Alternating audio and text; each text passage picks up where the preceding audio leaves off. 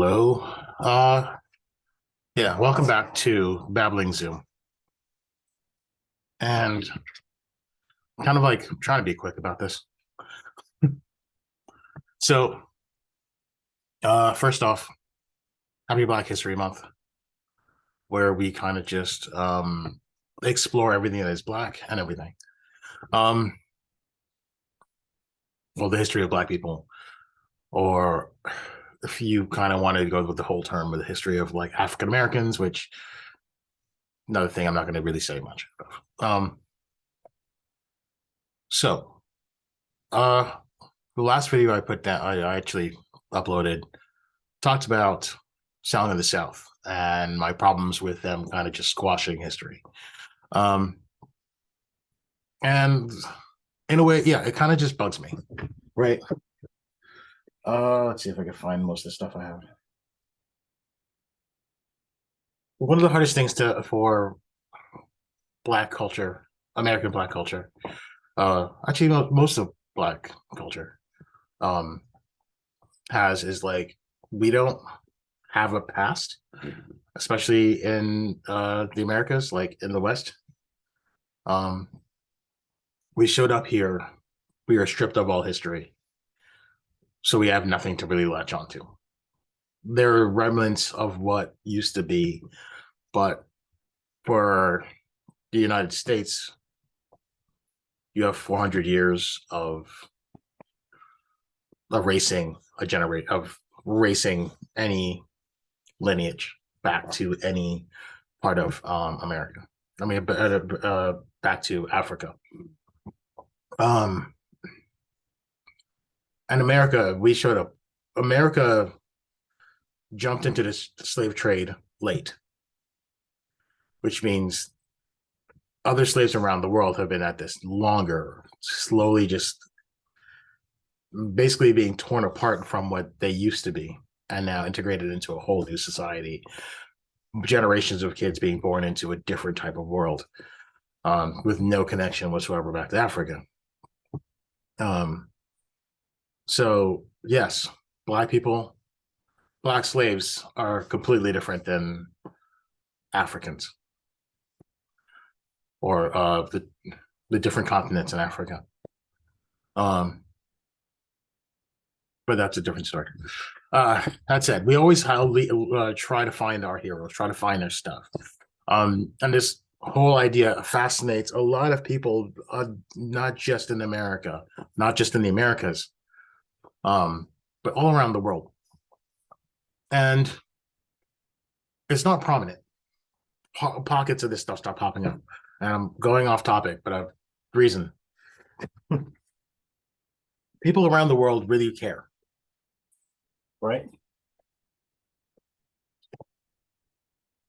Those who know of the anime um, Afro Samurai know that that started off with this one artist who cared a lot about hip hop and wanted to dive into it. But that's more recent, well, ish, right? That was like 2000, right? But to think it even started earlier than that with um, the what was it? Was Cyborg 009. I think the Cyborg 00, I think it was 4, is the black character from Africa whose entire backstory is about being captured as a slave, right? Um, and then that's how his introduction to being a cyborg was.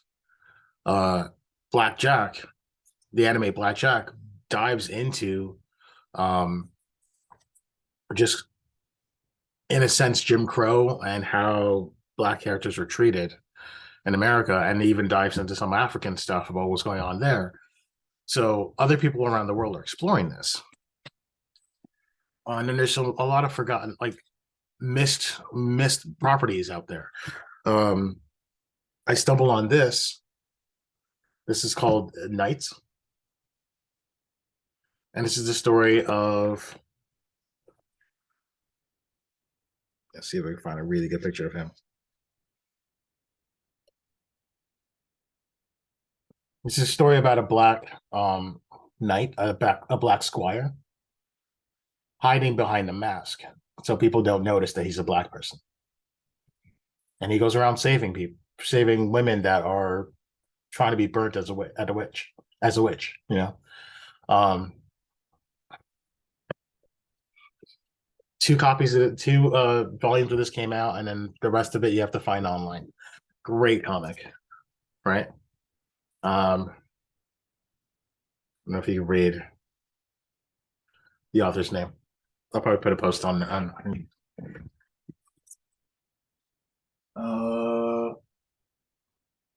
don't know where my other copies are. I have other stuff.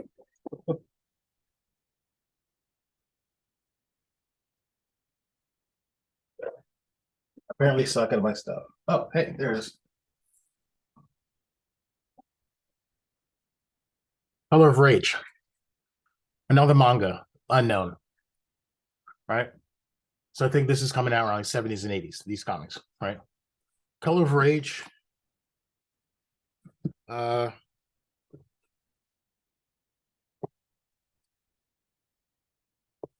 focuses on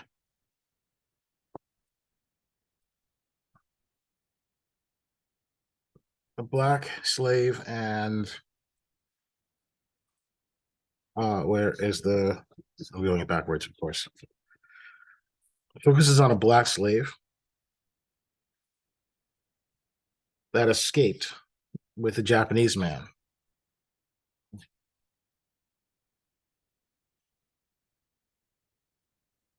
And how he has to kind of navigate this world with the help of this black slave that escaped with a Japanese person. And their whole thing is how they have to free themselves because they're shackled. Um, and how he kind of navigates the world, learning about Japan while also having to cover his face because he'll probably freak out over them. Right? All these things are forgotten. That's the most messed up part about this. All these comics, all these manga forgotten. There is Buster Knuckle, a black man in America around I think it was like after the Civil War with KKK running around, um, where you find out the KKK are vampires preying on black people. And this one guy has to go around trying to save everyone. I know his last name was Freeman, but this guy with like a shotgun glove is beating KKK vampires up to protect people. All these stories are gone because no one's paying attention to it. No one's bringing it up in the world. This is what I want Netflix to actually make. Make this stuff. This is what you should be focusing on, not the popular stuff. Right? So why am I bringing that up? Why are we talking about that? And why are we bringing up this idea of uh, Song of the South on top of that? And I get really sidetracked every single time. So let me share my screen. Not that. Okay. So I want to do a deep dive into the whole concept of Uncle Remus, right? If I say Uncle Ruckus, I'm sorry. Boondocks is so seared into my head now. But I realize that all we have currently, well, we don't have anything. Let's be real. The movie is gone. It's been gone for so long that generations of kids, there's like 2 generations of kids who've never seen it. So we're talking millennials have probably not seen it. And Gen Z has not seen it. Right? And if they have, they might have saw something. But all they have are rumors. All they have are the rumors about what it is and how harmful it is and how racist it is without even knowing what it is. Right? And that's bad. You don't give the ability to actually study and learn what it is. Um, so kind of did a deep dive. I wanted to go into a deep dive into this whole thing. And the one thing I came across, the few things I came across was, the complete tales of Uncle Remus. And I was like, cool, here's a book. And as I'm going through it, I realize it's the right dialect, and it's really hard to read. Right. So let me go further down there. So it's like the dialect is like really hard to read because, well, at the time, this guy wrote it. Oh man, I totally forgot to talk about the author, didn't I? I totally forgot about the author. Well, I'll explain that in a second. Um, so stumbling around, I found another version, an updated version by Julius Lester, and I thought to myself, "Oh, hey, this is cool." So I'm flipping through it, and it's far easier to read. The dialect, the Southern slave dialect has been updated, so it's easier to read. So you don't need to like stumble on every single word and try to figure out what's going on. But in doing so, I also noticed something very different, right? And sadly omitted, I should say.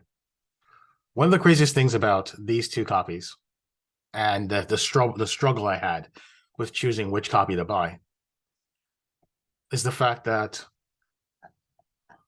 this book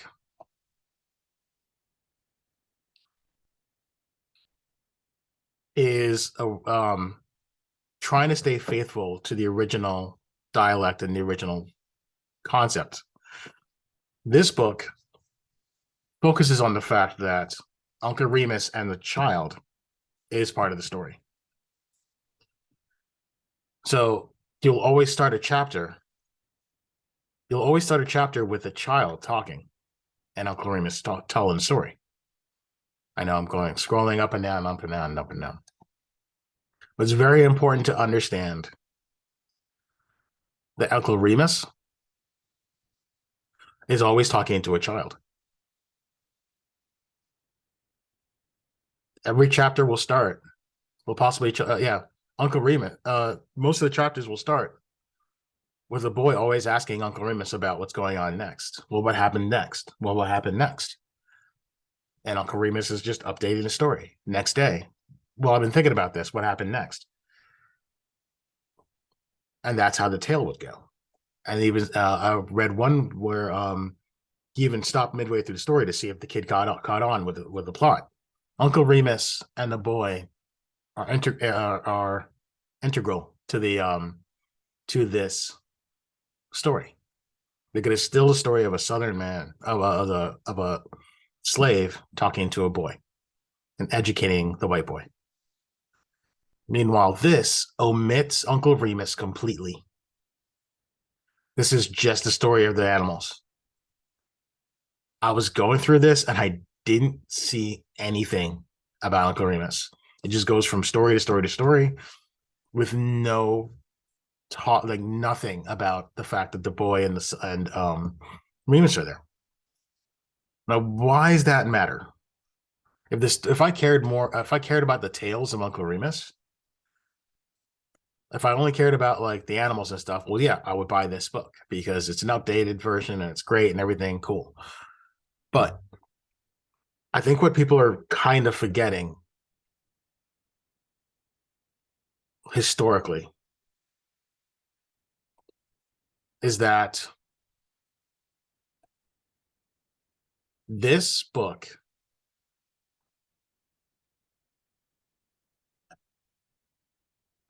how do I put it? This book was America's fables. This book was so famous that it became America's fables, told to white kids by black slaves. or black servants, I should say at this point. What's really interesting about this version, and which is I'm so happy I read it before I bought it, is that there's a little forward by this writer named Richard Chase. Something that kind of mirrors what Disney said in his radio interview. I'm not going to read this whole thing, but I'm basically paraphrase. Uh, Richard kind of goes on to the fact that he kind of grew up with this. He remembers as a kid, he remembers um,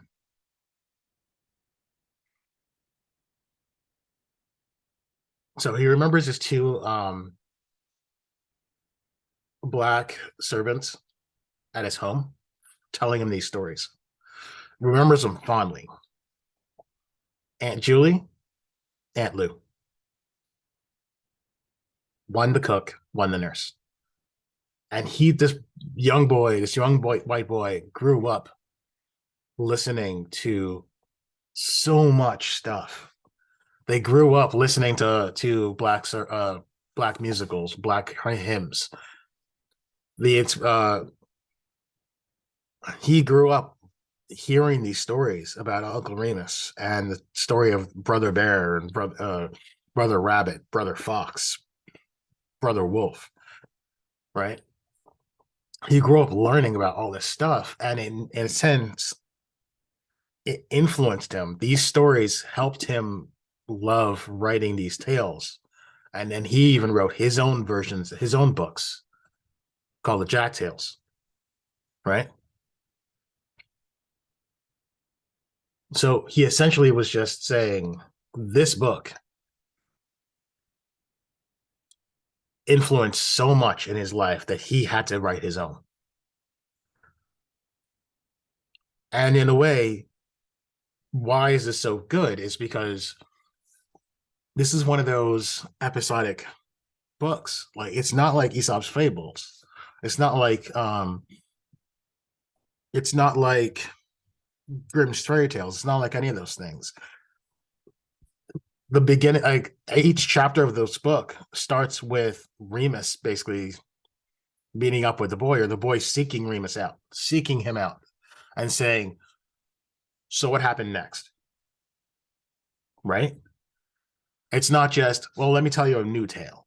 No, it's I read two of the stories. I read the barbecue one where um Brother Bear kind of tricked everyone into going up against the farmer's dogs, saying it was a barbecue. And then the next chapter after that was, well, what happened at the barbecue? Oh, what do you mean what happened? Oh, yeah, that's what happened. So they had a fight, and everyone got scraped up really bad. And they try to figure out how to get back a rabbit. And this is how the stories are going. Beautifully, right? This kid's coming back for more stories because it's just an ongoing narrative of these animals and his farm and everything around them. So to leave out Remus and the boy kind of leaves out the most important part.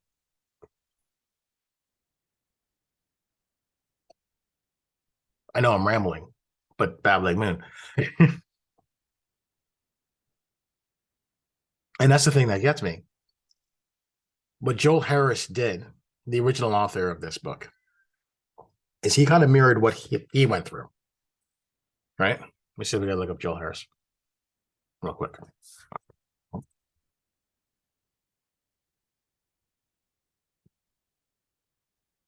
There we go. And no, I just read the wiki on this one. But Joel Harris, to most people, we live in a time when when we talk about uh when we talk about white and black, we group everyone up into one race. We go all the races into white, and all the races that look black, black. Um, but we have to remember that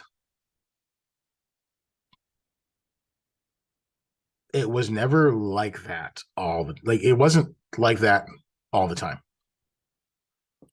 In a sense, each white race had to earn their spot in the bigger, whiter community. It's a weird way of saying that. The reason why we have Italian towns, Italian pockets, Jewish pockets, Irish pockets, and just all these pockets in the cities because they weren't good enough to be considered the upper class.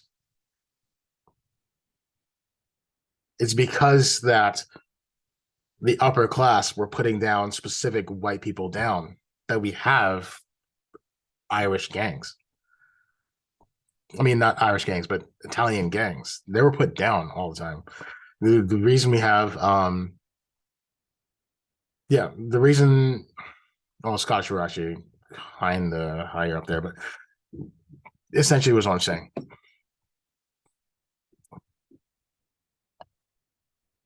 The people who I think got it the worst.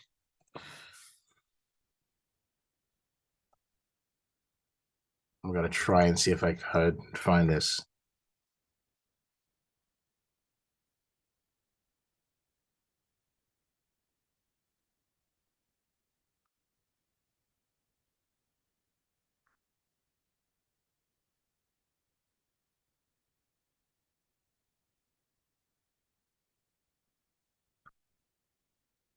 All right, the people who kind of got it the worst were the Irish, right? I don't know how good this one is, but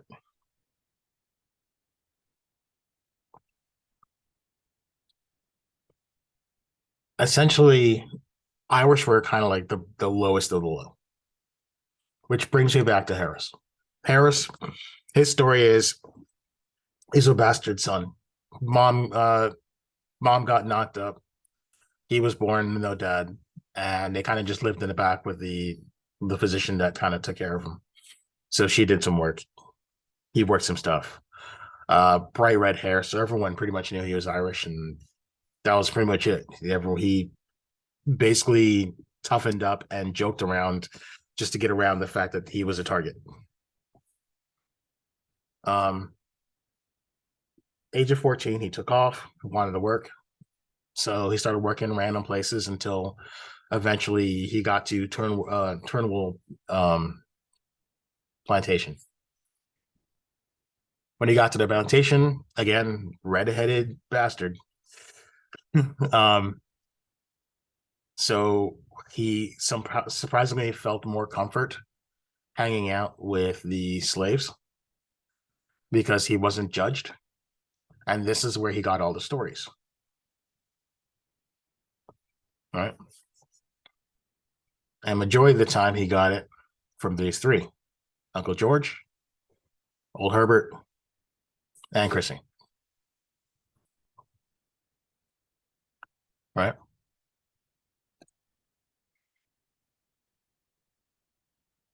Later he moved out, started getting into printing, and then decided to start printing those stories.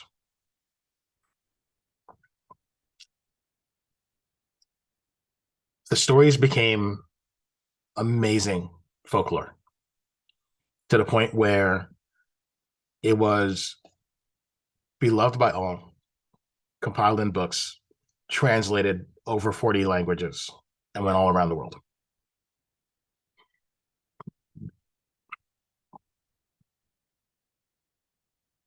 There's a note here that Mark Twain even said he's never seen anyone transcribe the Southern Black language like anyone else. This is the best representation of dialect that he's ever seen. And yeah, as much as he's looked down, he's also white. So eventually, when he got rich, I don't know. It doesn't say anything about him giving any money back to Black people or trying to help them out. This is one of those things I'm gonna have to look into further. But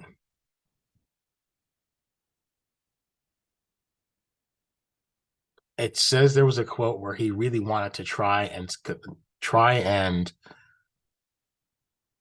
preserve, even though he knows later on it'll be twisted. Right? Yep, there it is. Right here.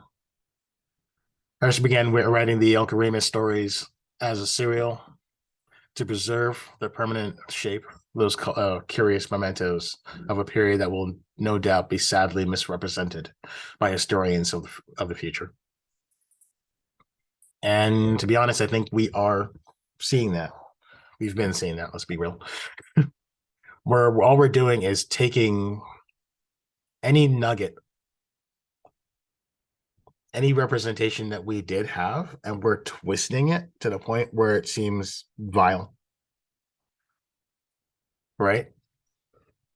We don't talk about how this Irish man had a chance to sit and learn about Black culture. He was accepted and learned, and it became part of him. No one talks about that, right? All we talk about is how a white man stole the stories of Black people and then made a profit. Okay, we're told that this book is horrible because it puts people it makes it preserved the dialect of Black slaves and made it sound stupid. This is why this book is bad. This is why this book is good, because we twisted it. We changed it to make it suitable. I don't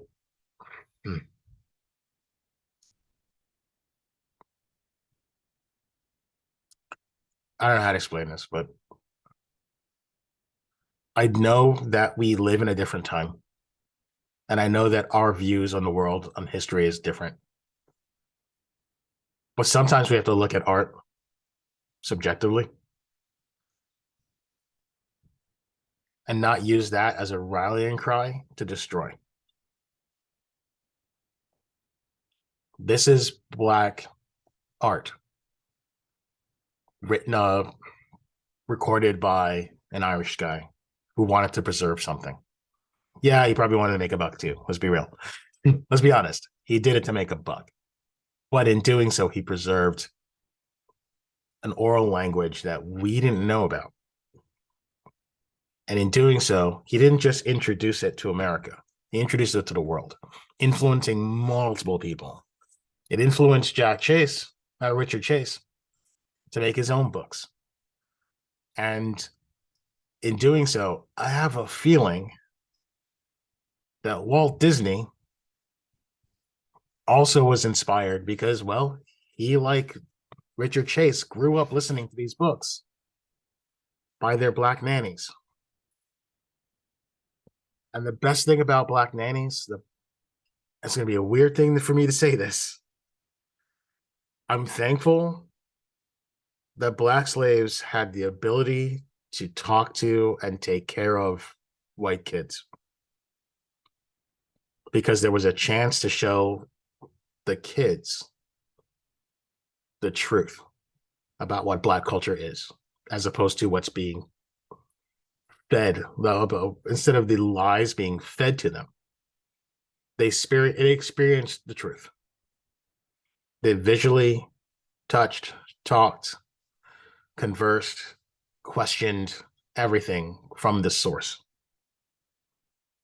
not from hearsay, not from a bigoted dad, not from an uncaring mom. They talked to the Black person in their life. And on one-on-one terms, they had a chance to talk and ask every single question they needed to. This is why we have abolitionists, especially in the South, because those kids grew up and thought to themselves, my dad's saying that they're bad. I lived with them. I grew up with them, and they were so good. and it hurts me to see them hurt. And they pushed, and they did. Again, there's a lot of stories out there that no one knows. There's a lot of stories about. There's a lot of stories that needs to be dug up that about like white children that got older and then worked to undermine the Confederacy. Uh, all the abolitionists, all the people like yeah, there's just so many. But I don't know. So what did I get? I got this one. Because in reading this short little forward address about what he did, he tried to preserve what was as opposed to change it. He wanted to preserve what he loved. So he did. And thankfully, as he says in the end, he made sure to have a translation on the back so I could figure out what's going on. Because I was going to get this because I couldn't freaking understand half these words. But yeah, I definitely grabbed this one because I want to preserve not just the stories of the animals, but I want to preserve the curiosity of a white boy and how he seek the knowledge of a black man. If that makes sense. All right, I'm done. All right, see you next time. I'm probably gonna talk about. I still want to talk more about Uncle Remus and Song of the South and everything, and what Disney can do about it. So next time, I'm probably gonna talk about that. All right. See you.